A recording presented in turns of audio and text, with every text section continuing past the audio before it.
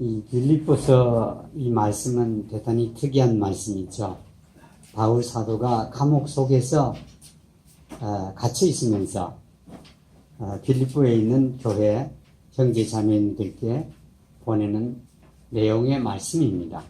그래서 다른 말씀들과는 대단히 특이한 말씀으로서 또 이 바울 사도가 감옥에 갇혀서 자기의 참 마음을 나타내서 알게 하는 이런 말씀입니다.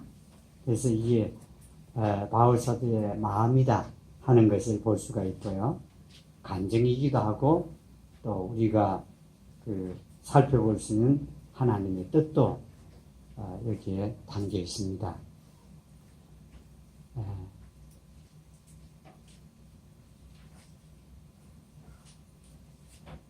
혜정아 반갑다.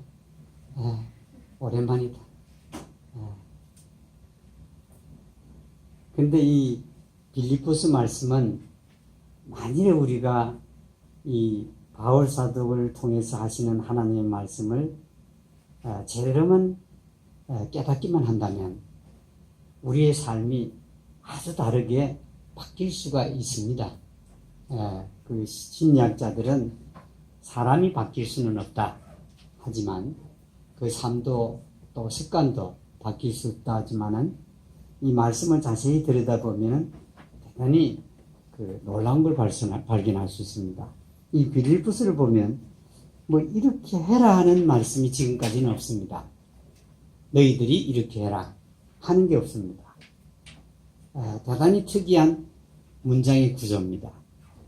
하나님의 말씀이니까 어떤 사도들은 우리가 하지 못할 것도 이렇게 해라, 저렇게 하지 말라 하는 말들을 기록해 두었는데 이 빌립보서의 말씀에서는 너희가 이렇게 해라 하는 것이 아니라 내가 이러하다 하고 바울 사도가 말하고 있습니다.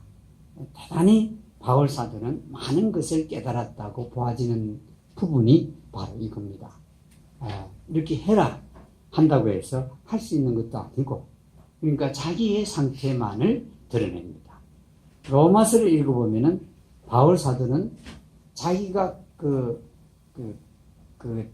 걸어간 길을 단계들을 기록한 말씀이고요.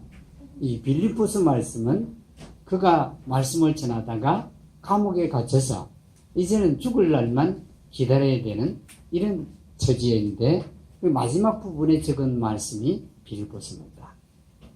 이 바울 사도는 다른 사도들과는 달리 율법에 가장 많이 깊이 박혀있던 사람이면서도 율법에서 완전히 자유한 삶을 살았던 사람인 것을 바울 사도의 기록한 말씀들을 보면 알 수가 있습니다. 완전히 율법에서 자유 얻은 사람이 바울 사도입니다.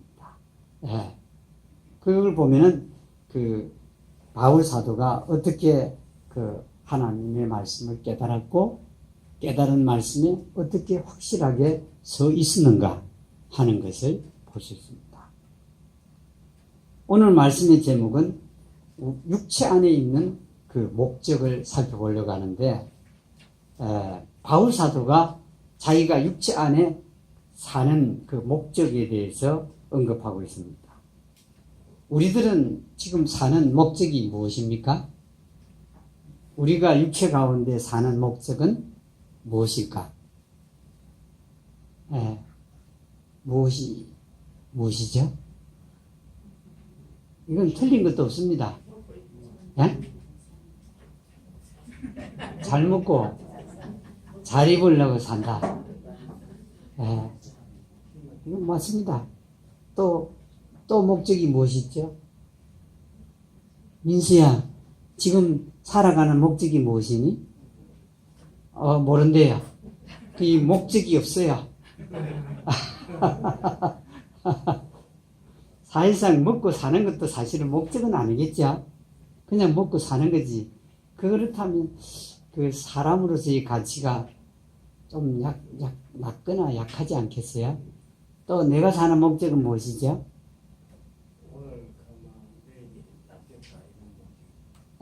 그래도 이태수 형제님은 내일은 낫겠다 하는 희망이 있으니까요.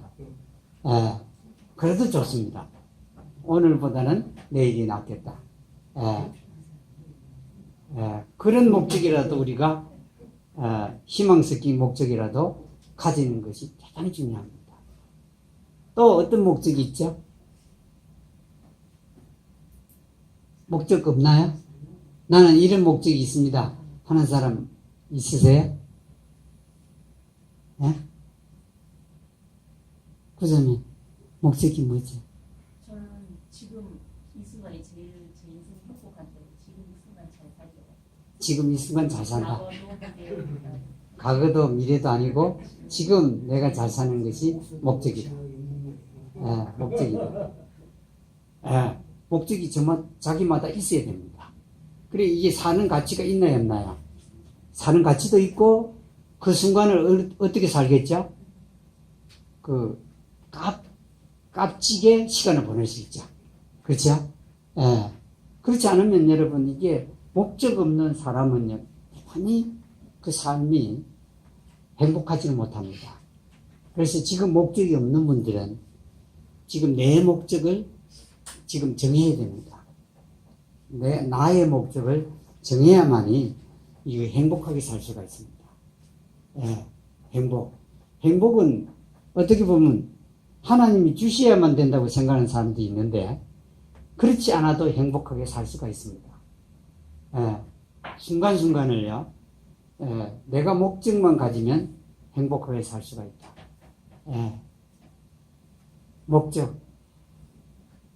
목적이 없는 분들은 오늘 이 시간 다른 건 다 잊어버려도 내 목적은 가져야 되나요? 안 가져야 되나요? 꼭 가져야 됩니다. 그 목적이 있으면 정말 행복하게 살 수가 있습니다. 또 목적이 있는 분 계세요? 오늘 이거 목적 찾는 게 제일 중요한 겁니다. 내 목적. 건강한 거. 건강하고 행복하게 살자. 그럼 그걸 목적으로 삼으면 됩니다. 오늘도 건강하고 행복하게 살자. 그걸 목적으로 삼으세요. 그럼 목적은 이루어지나요? 안 이루어지나요? 목적은요, 반드시 이루어집니다. 내가 정한 목적이 있는 삶을 살면 거기에 도달을 한다 하는 것입니다. 목적은 대단히 중요합니다. 제가 미국을 되게 가고 싶었는데 선교사들이 약속만 하고 안 데려가더라고요. 그런데 미국이라는 나라가 도대체 어떤 나라인지 보고 싶었어요. 그런데 늘 그런 마음은 있었으니까 목적이죠. 미국을 5번 갔다 왔죠. 그 제 돈 별로 안 들고 갔다 왔어요. 한 번만 제 돈 들었는데 다른 때는 다 다른 미국 교회나 미국에 있는 한인 교회들이 줘서 갔다 왔는데요. 한 번은 친구하고요. 그러니까 이런 목적하면 그 목적은 이루어지게 돼 있는 것이 예수님 말씀을 통해서도 또 우리의 경험을 통해서도 알 수가 있습니다. 목적만. 목적도 쓰였죠. 최인재님은 무슨 목적이 있죠? 하나님의 은혜 하에서 건강을 누리고 말씀을 수시로 깨달아가지고 하나님의 영광을 높일 수 있는 삶을 살기 원합니다. 그 목적이 진짜 대단한 목적이에요. 그런데도 잘 안 되는 목적이 그 목적이기도 합니다. 그렇죠?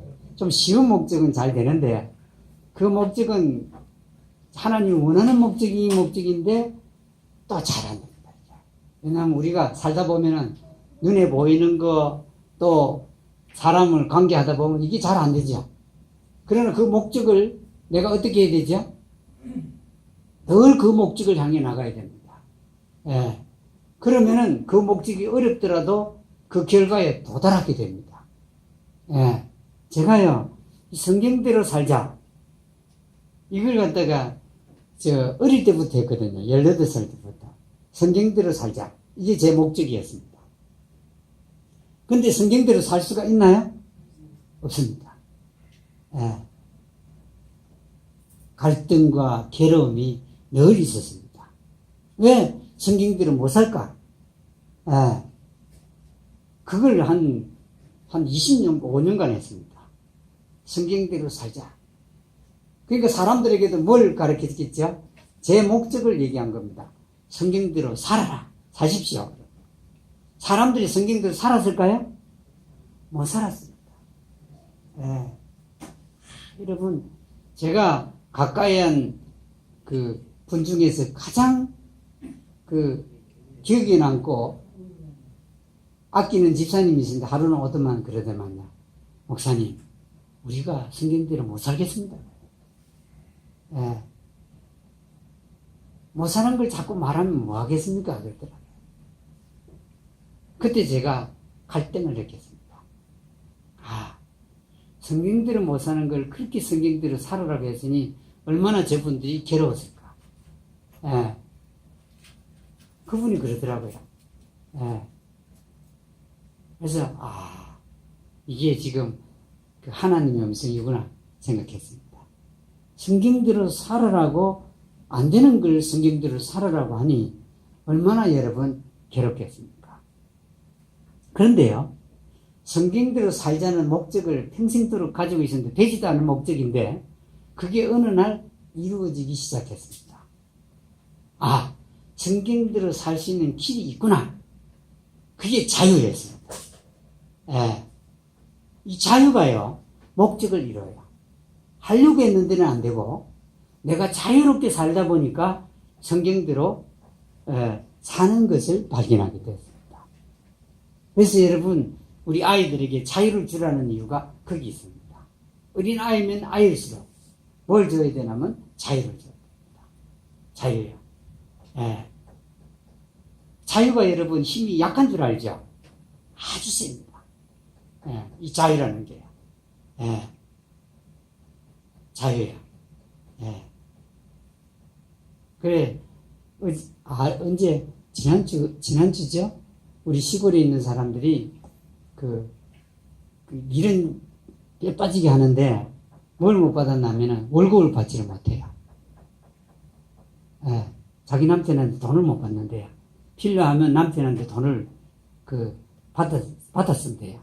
근데 우리 피자매가 한 번은 그 아줌마들한테 가고 나는 50만 원씩 받는다 그랬대요. 그 복날인가 이제 닭고기 먹으러 오라고 해서 갔더만은 뭐냐면은 여기 와서 좀 강의를 좀 해달래. 무슨 강의를 하나 그랬더만은 월급 주는 강의를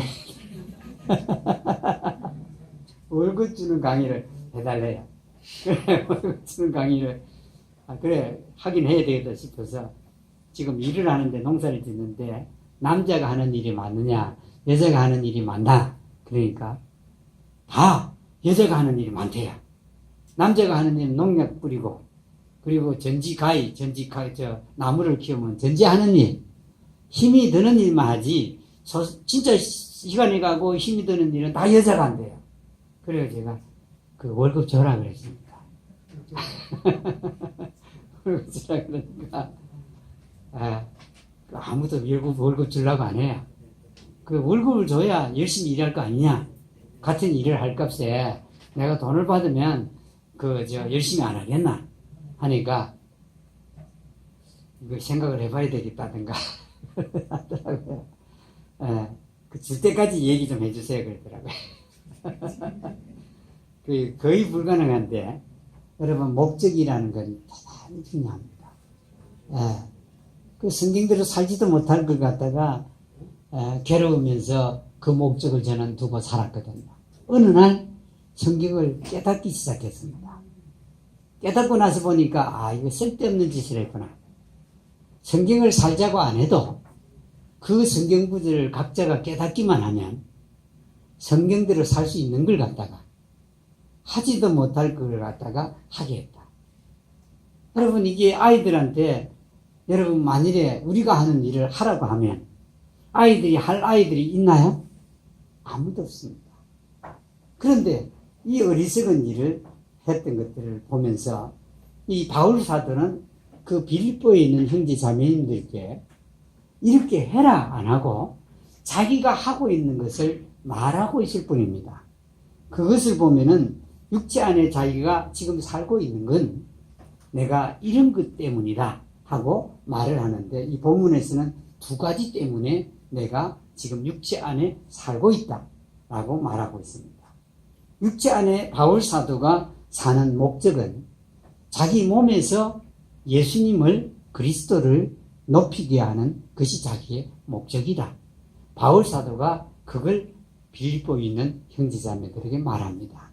내가 육체 가운데 사는 것은 목적이 있는데 그 목적은 그리스도를 높이는 데 있다. 이렇게 말합니다. 이 목적은 대단히 높은 목적이죠. 보통 이 목적을 달성하기가 어려운데 자기 몸에서 그리스도를 높이기 위해서 산다. 이렇게 말합니다. 왜 바울 사도는 그리스도를 내 몸에서 높이는 게 내 목적이다 하고 빌립보에 있는 형제 자매들에게 말했느냐 하면은, 그 이유는 여기에 본문에 기록이 되어 있죠. 그 이유가 무엇이라고 말씀을 하고 있죠? 그리스도를 높이는 게 내 목적인데 그 이유는 뭐라고 하죠? 21절에서 내게는 사는 것이 그리스도다. 이유를 설명했습니다. 내가 그리스도를 높이는 이유는 뭐냐면은 내게 사는 분이 그리스도이기 때문이다. 이렇게 말을 합니다. 내게 사는 분이 그리스도니까 내가 그리스도를 나는 높인다. 이렇게 말했습니다. 내게 사는 것이 그리스도니까 그리스도를 높인다. 네. 우리 집안에 사는 분이 누구 있죠? 부모님이죠. 현우야, 누구하고 사니? 엄마 아빠하고 살죠. 그렇죠? 그 말이 뭐냐면은, 그래서 누구를 높이라는 말이죠? 현우야, 누구를 높여야 될까? 목사님을 높여야 될까? 엄마 아빠를 높여야 될까? 그렇죠. 그게 1차예요. 우선적으로 뭐냐면은 나하고 같이 사는 분을 어떻게 해야 되죠? 높여야 됩니다. 지수자매하고 연수자매 맞죠? 엄마 아빠하고 살죠? 내가 높여야 될 분은 누구죠? 바울 사도의 그 말하는 방법을 따라 말한다면 누구를 높이는 거죠? 엄마 아빠를 높이는 겁니다. 엄마 아빠 하는 행동이나 말이 틀려도 어떻게 한다는 말이죠? 높인다는 뜻이에요. 엄마 아빠가 하는 말이나 행동이 틀려서 내가 엄마 아빠를 안 높여야 되겠다. 맞을까요? 틀릴까요? 왜 틀리죠? 엄마 아빠의 말이 틀리고 행동이 틀리는데 엄마 아빠를 높이지 않는 게 맞는 것 같은데요? 왜 그렇죠? 안 그래요. 요즘 젊은 세대가 엄마 아빠의 하는 말이나 행동이 틀리면 엄마 아빠는 존경할 대상이 아니다 그럽니다. 그런데 그 말이 틀린 게 아니고 맞는 말 같아요. 유교같이 그냥 무조건 부모를 높이고 존경해라 할 때 같으면 모르겠는데 그렇지 않거든요. 왜 그렇죠? 그럼에도 엄마 아빠를 높이자. 바울 사도는 그렇게 말하거든요. 나는 높인다 이런 말이에요. 왜 그렇죠? 나왔으니까 높인다. 그렇죠? 나왔으니까 내가 없죠? 엄마 아빠 없으면 내가 없으니까 높이는 겁니다. 엄마 아빠가 나를 낳았거든요. 그러니까 엄마 아빠를 높이는 겁니다. 또 다른 말로는 뭐냐면 엄마 아빠를 허물어뜨리면 나도 어떻게 되죠? 허물어집니다, 여러분. 여러분, 엄마 아빠를 갖다가 가서 나쁜 거다 친구들한테 얘기하면 걔들이 엄마 아빠만 나쁘다고 여기는 게 아니라 누구도 무시하게 되겠죠? 나도 무시해요. 나도 무시합니다. 대단히 중요한 겁니다. 왜냐하면 엄마 아빠가 저러니 자식도 그렇게, 너도 그렇겠지 이렇게 생각하는 거죠. 근데 바울 사도는 내게 사는 분이 누구라고요? 그리스도다. 그러니 나는 내 몸에서 누구를 높인다고 하죠? 그리스도를 높인다. 이렇게 합니다. 자, 바울 사도가 명령은 안 했지만은 우리도 여기에 적용을 해보면 우리에게 사는 분이 누구죠? 그리스도입니다. 그리스도다. 여기에서 중요한 단어가 뭐냐면 내게 사는 분이 누구냐 이 말을 했습니다. 잠깐 계시다가 떠나는 게 아니라 여기에 내게 늘 사는 분이 누구냐고 말했냐면은 그리스도시다. 예, 내게 사는 분이 그리스도다. 우리는 지금 그리스도가 내게 산다고 잘 여기지를 않고 생각하지를 않습니다. 근데 바울 사도는 우리가 보지 못하고 생각하지 않는 부분을 생각합니다. 그리고 말하고 있습니다. 내게 사는 분이 그리스도다. 그러니까 내 몸에서 누구를 높인다고요?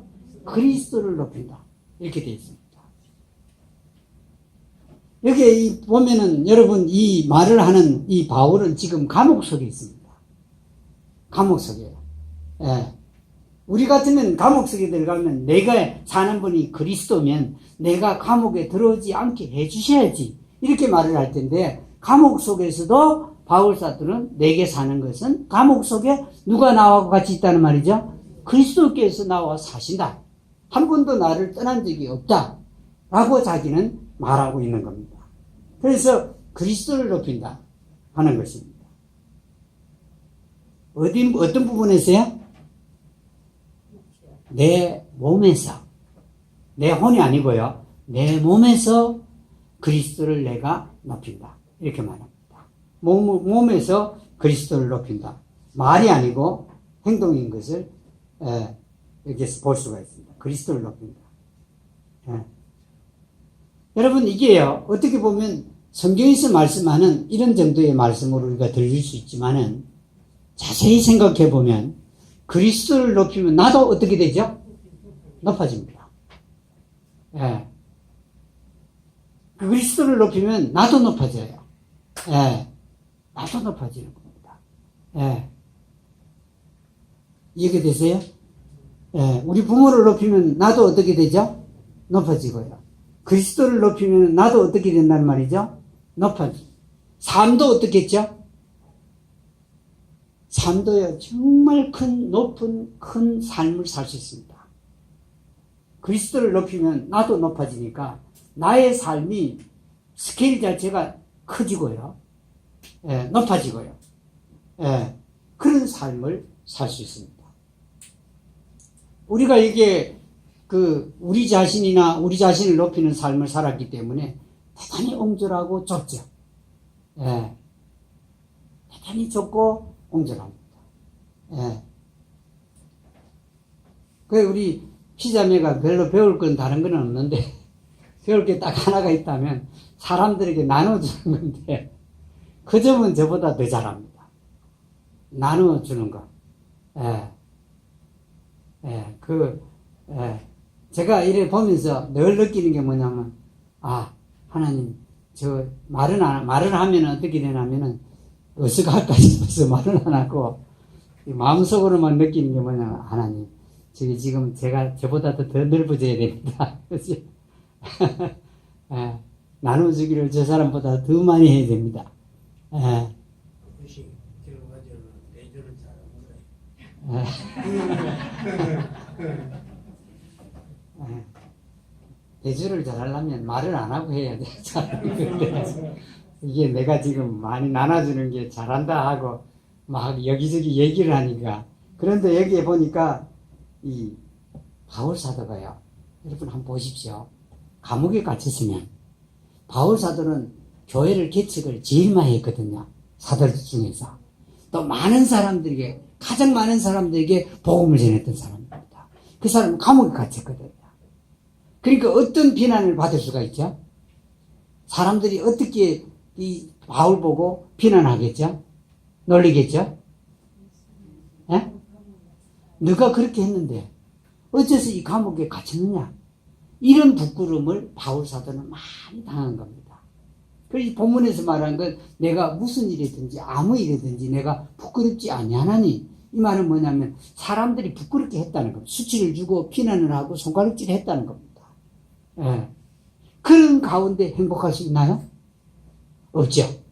그러니까 이 바울 사도는 그 가운데서 자기 몸에서 누구를 높이려 하죠? 그리스도를 높인다 이렇게 말했던 겁니다. 예. 그러니까 그 수치나 부끄러움이나 비난이나 손가락질은 어떻게 되죠? 아무렇지도 않게 여겼던 겁니다. 이 상황에, 좋은 상황에서 그리스도를 높이는 일은 쉽나요? 어렵나요? 대단히 쉽습니다. 아주 극한 어려움 속에서 자기 몸에서 그리스도가 높아지기 원합니다. 예. 하는 것을 여기서 간증하고 있는 것입니다.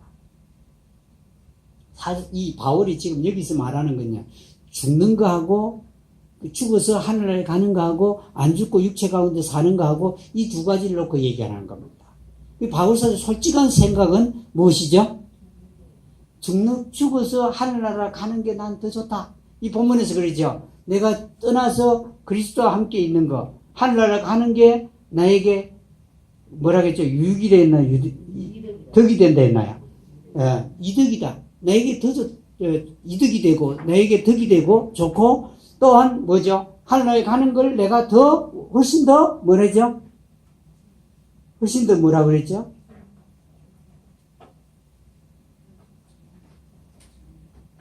어떻게 말씀하죠?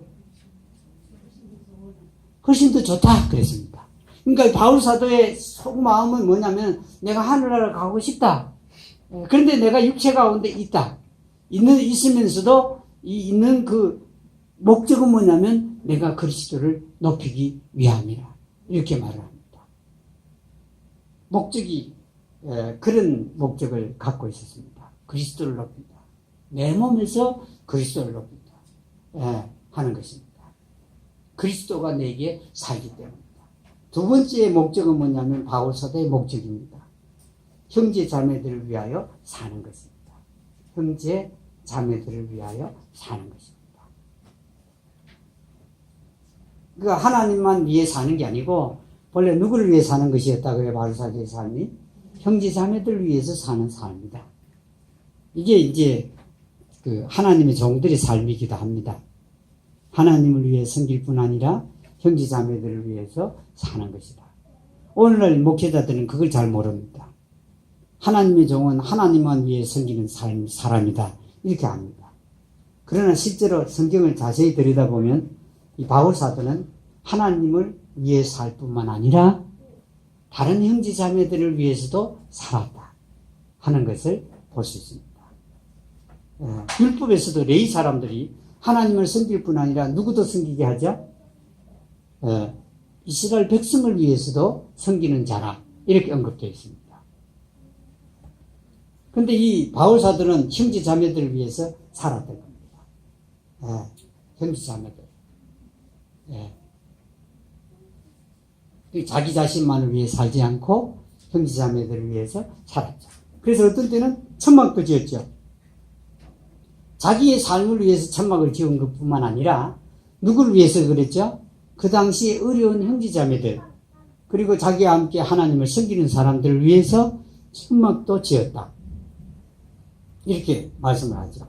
근데 이 본문 말씀에 보면 형제자매들을 위하는데 뭘 위해서 이 형제자매들을 위하는 것이 자기의 목적이었나요? 이 본문에서 무엇이죠?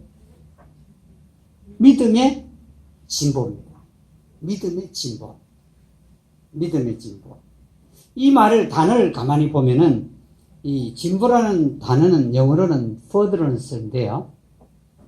이 단어는 뭐냐면 좀 멀리 나아간다는 뜻에서 이게 단어가 생긴 겁니다. 조금 더 멀리 간다. for 하면 멀다는 뜻이니까 furtherance라는 건 조금 더 멀리 간다.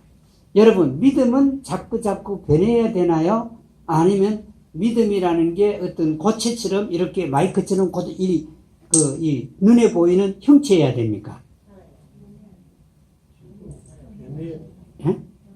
변해야 됩니다, 여러분. 근데 대부분의 사람들은 믿음이라는 게 고체처럼 이렇게 딱딱한 물체로 있습니다. 이 단어 자체가 아주 잘 설명해 줍니다. 이 바울 사도는요, 언어학자이기도 하거든요. 적절하게 표현을 합니다. 믿음이라는 건 변해야 됩니다. 그래, 우리 친구 목사가 부인이 늘 저를 좋아하거든요. 제 말을 잘 들어요. 그런데 그분에게 이해되지 않는 게 딱 있습니다. 제가 변하면은 왜 변했을까 이럽니다. 여러분, 사람이 변해져야 되나요? 안 변해가야 되나요? 변해가야 됩니다. 여러분, 과학자가 자기가 했던 이론에서 변해야 될까요? 그대로 있어야 될까요? 변해가야 됩니다.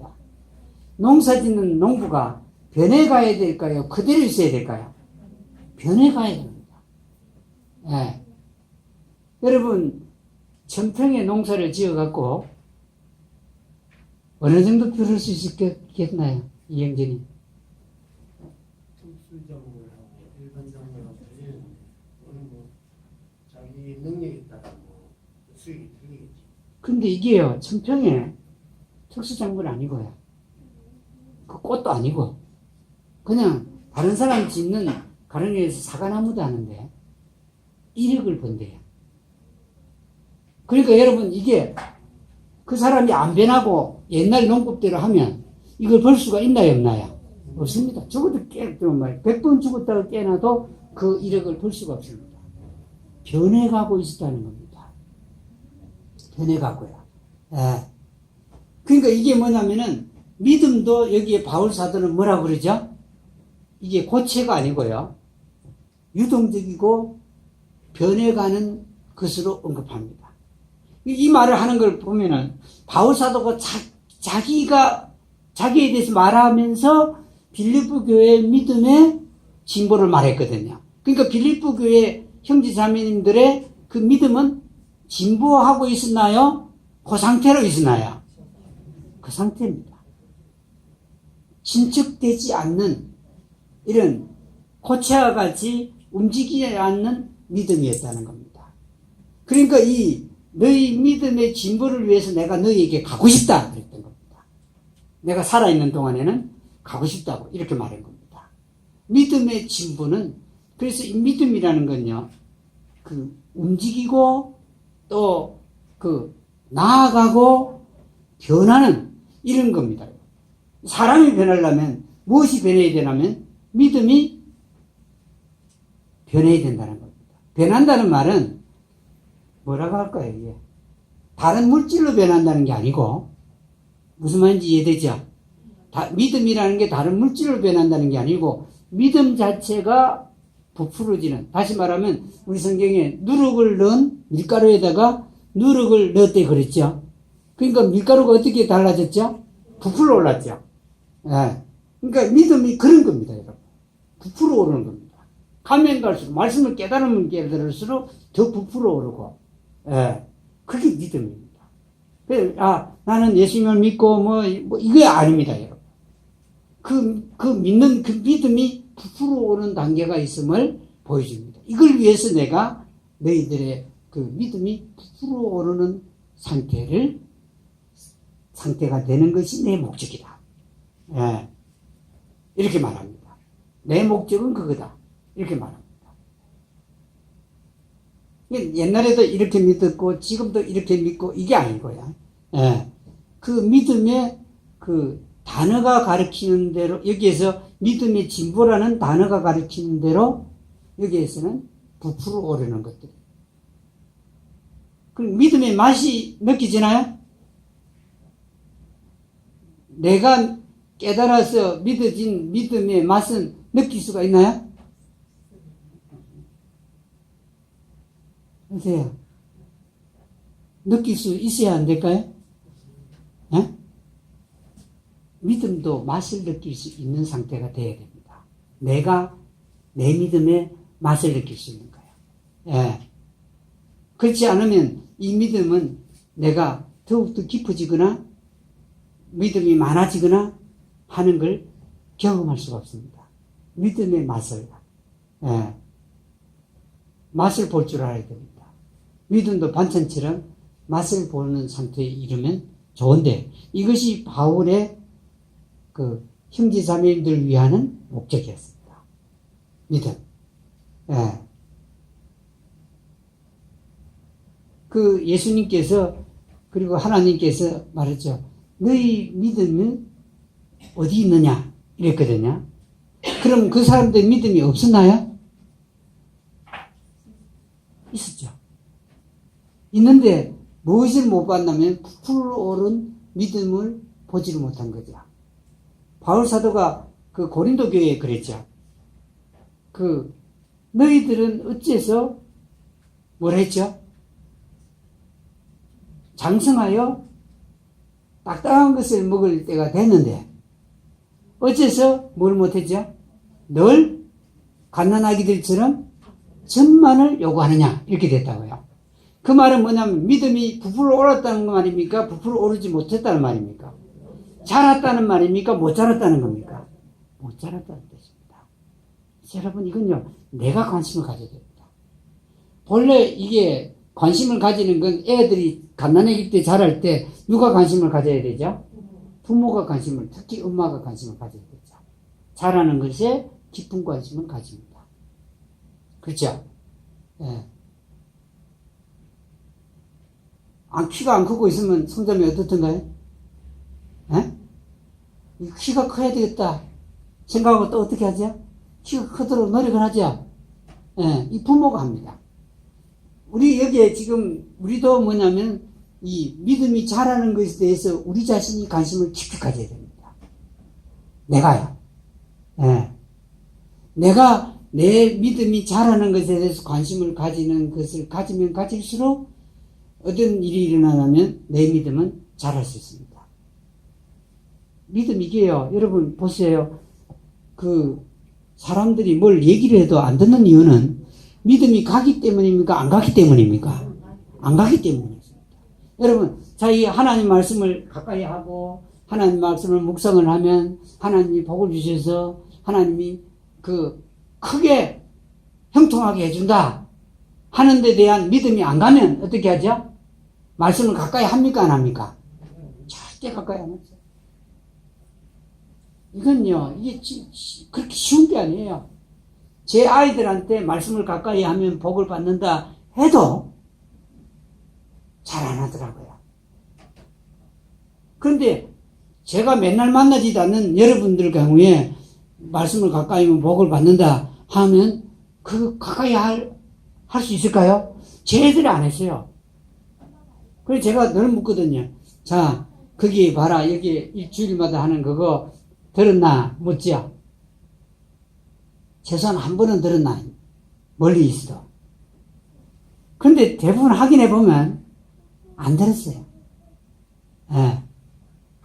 산에 등산을 갔거나, 놀러를 갔거나, 아니면 또 슈퍼에 갔거나, 이런 건 했는데, 무슨 말씀이야? 그러면 몰라요. 그러니까 이게 쉽지 않아요. 그러니까 이게 뭐냐면은, 말씀에 대한, 말씀을 그렇게 하면 믿음이 오질 않았기 때문에 그렇거든요. 그러니까 말씀을 가까이 안 하죠. 예. 그러니까 그만큼 제가 제 아이들을 보고는, 힘들다. 예. 이게 보통 힘든 게 아니구나. 예. 여러분 차에다가 성경책을 딱 얹고 다녀보면은, 어떻죠? 차에 성경책 갖고 다녀도 성경을 보기가 쉽던가요? 어렵던가요? 일주일 내내 먼지만 앉아갖고 성경책이 그냥 있을 때가 있어요. 그러니까 이게 쉽다는 말입니까? 어렵다는 말입니까? 그게 여러분 말이 아니고 제 말이라고요. 성경책을 앞에다 딱 뒀는데 일주일 한동안에 한 번도 안 본 적이 있어요. 물론 묵상은 안 했습니다. 근데 성경책은 한 번도 안 본 때가 있다고요. 그러니까 이게 어렵다는 말입니까? 쉽다는 말입니까? 제가요 말씀을 그렇게 사랑하고 말씀을 가까이 하는데도 불구하고 안 볼 때도 있더라는 겁니다. 이게 뭐냐면은 믿음이 그렇게 오지 않으면 그렇다는 겁니다. 근데 바울 사도는 자기뿐만 아니고 형제 자매들도 믿음이 부풀어 오르기를 원했다는 겁니다. 무슨 말인지 알겠죠? 이 부풀어 오르면요, 오늘날 목회자들은 이거 부풀어 오르기를 원치 않습니다. 왜 원치 않을까요?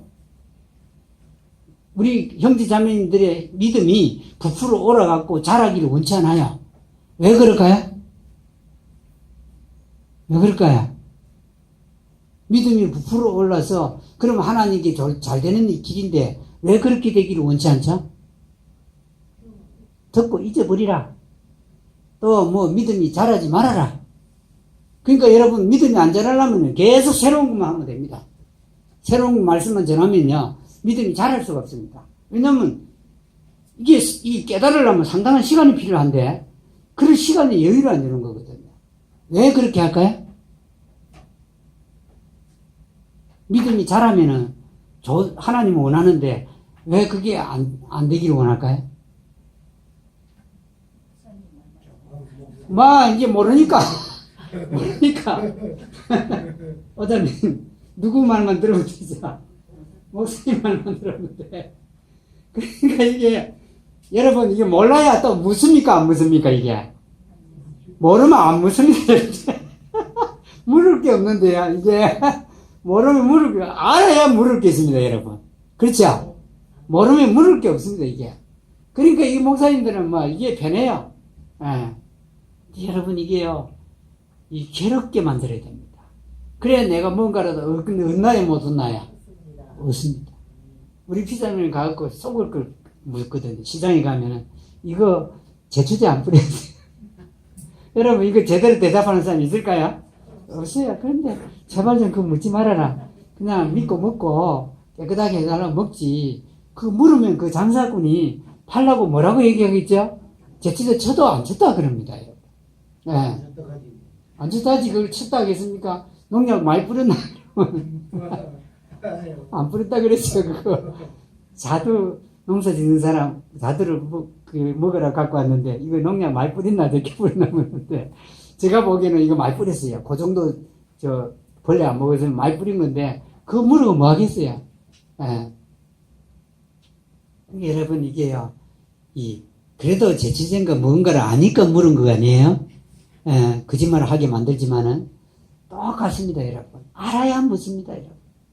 이 목사를 괴롭게 해야 여러분이 하나님의 복을 받습니다. 목사를 편하게 해주면 복을 못 받아요. 왜냐면 모르는데요 자꾸 모르는 데 나가는데. 예, 그래요 여러분 이게 괴롭게 만들어야 됩니다.